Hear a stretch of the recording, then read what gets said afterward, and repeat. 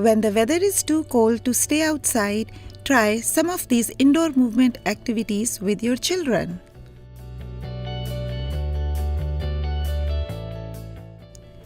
What can you create with recycled items such as bottles, boxes, and cardboard tubes?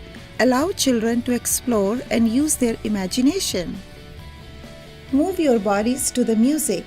Provide props like scarves, hats, or shakers to help children explore movement and rhythm in new ways. Jump, crawl, and stretch. Encourage the children to help you think of fun and safe obstacles you can create with everyday materials. Movement plays an important role in early childhood development. Make sure you give your children the time and space to get their bodies moving, even when it is too cold to stay outside.